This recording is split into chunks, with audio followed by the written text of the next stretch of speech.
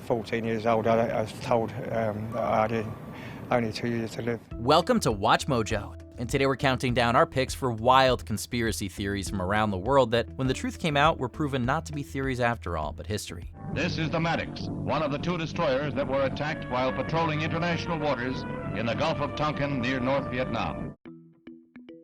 Number 10. Operation Valkyrie. Stauffenberg entered the conference room.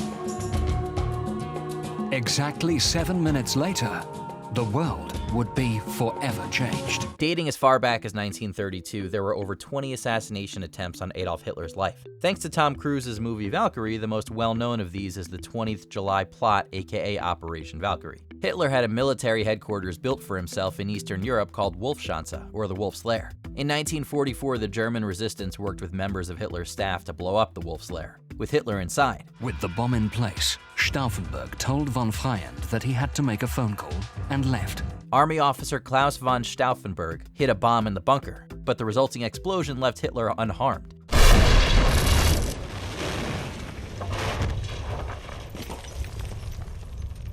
The second half of Valkyrie involved an overthrow of Hitler's toadies in the military. Unfortunately, that also failed and most of the co-conspirators were executed. Number 9. The Leavon Affair, Israeli false flags.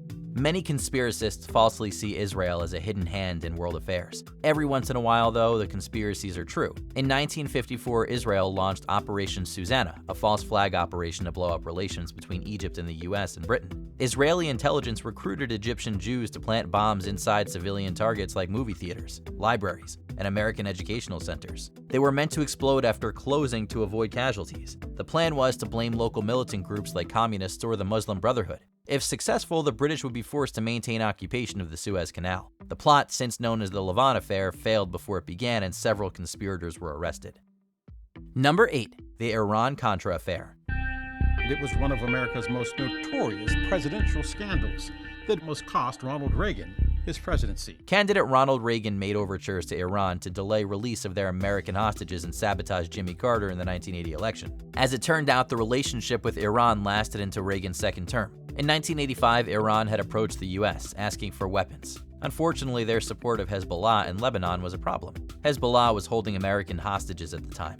Reagan insisted his advisors find a way to bring the hostages home, saying, "I want you to do whatever you have to do to help these people keep body and soul together." Reagan's administration saw a way to kill 2 birds with 1 stone. They could secretly sell arms to Iran in return for the hostages. This happened even though Reagan publicly insisted he would not negotiate with terrorists, and despite the fact that there was a trade embargo with Iran. The proceeds could be funneled to Contra rebels in Nicaragua, which the US was backing to take down a socialist government. The details of the plot leaked, and Reagan denied everything before eventually coming clean.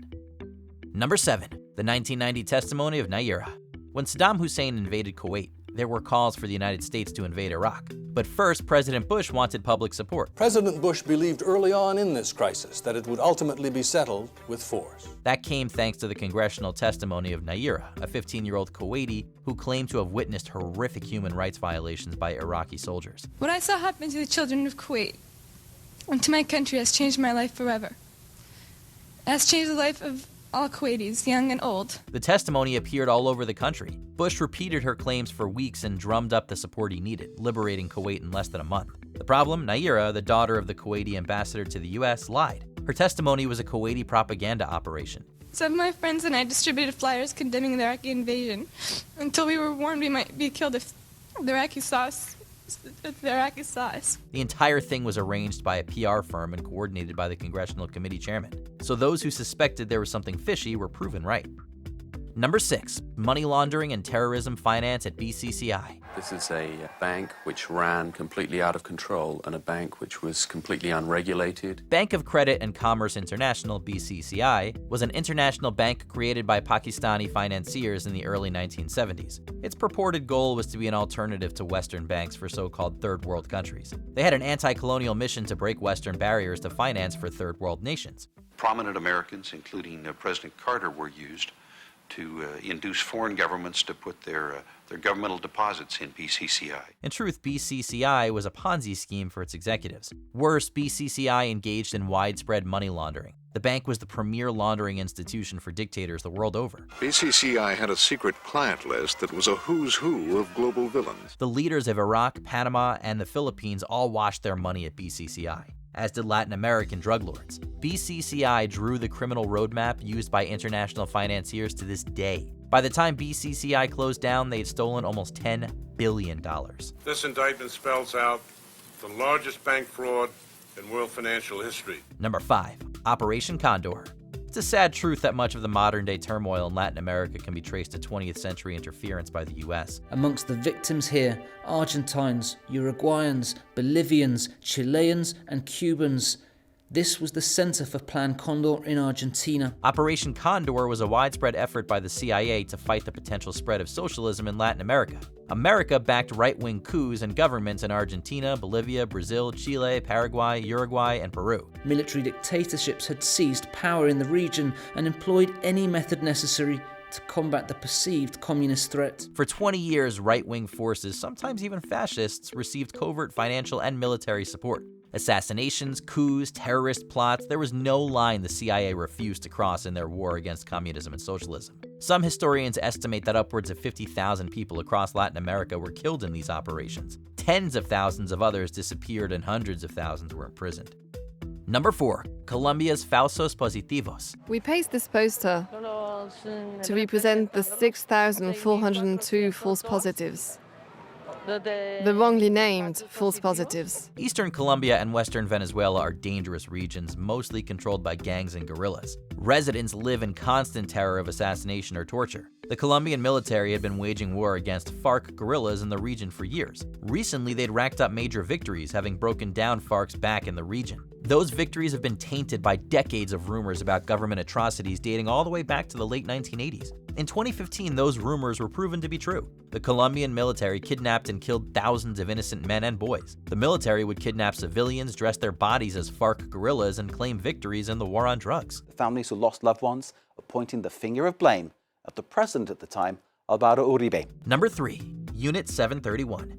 Unit 731 compound is one of the most terrifying secrets in the 20th century. During World War II, Imperial Japan gave Nazi Germany a run for its money when it came to committing atrocities. It wasn't until 1988 that Japan acknowledged the existence and crimes of their covert Unit 731. The unit engaged in a series of illegal human medical experiments in Harbin, China. The atmosphere here is still heavy with the terror and the torture of that time. While their task was to conduct research into public health, secrecy allowed them to plumb the depths of human depravity. They used Chinese and Russian POWs for biological, chemical, and conventional weapons testing. Now claims have surfaced that Unit 731 not only tested on POWs, but also on thousands of Chinese civilians. The list of 731's atrocities is literally too long and horrible to mention here. In the immediate aftermath of the war, America helped to cover up some of their crimes to make use of the research findings of their program.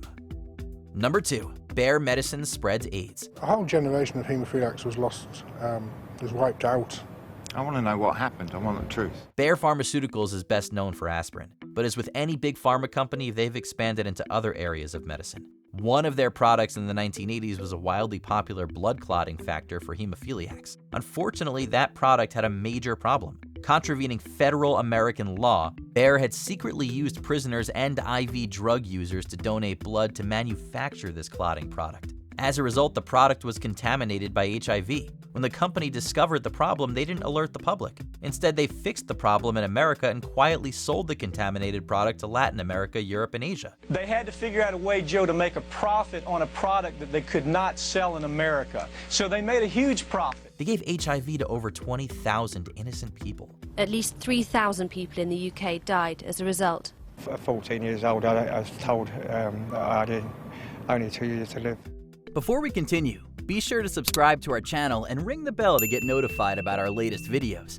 You have the option to be notified for occasional videos or all of them. If you're on your phone, make sure you go into your settings and switch on notifications. Number 1. The Gulf of Tonkin Incident. By August of 1964, tensions between North Vietnam and the U.S. reached their boiling point. The USS Maddox had engaged with and sunk 3 Vietnamese torpedo boats in the Gulf of Tonkin. This is the Maddox, one of the 2 destroyers that were attacked while patrolling international waters in the Gulf of Tonkin near North Vietnam. 2 days later, the government reported a second attack, now known as the Gulf of Tonkin incident. The second attack was used by President Johnson as justification to escalate and eventually begin the Vietnam War. The Gulf of Tonkin is what is colloquially known as a casus belli, or a pretext for war based on intentionally false information. Allegedly what happened of North Vietnamese taking action against our destroyers out there, we saw nothing that would even indicate that there were any North Vietnamese boats out. They're all in port. The second attack never actually occurred, but the U.S. engagement in Vietnam led to a long, costly, and ultimately pointless war in which tens of thousands needlessly lost their lives. Rumor has it that you all may have insight into more foreign conspiracies that actually happened. Let us know in the comments below. I want the truth! You can't handle the truth! Did you enjoy this video? Check out these other clips from WatchMojo, and be sure to subscribe and ring the bell to be notified about our latest videos.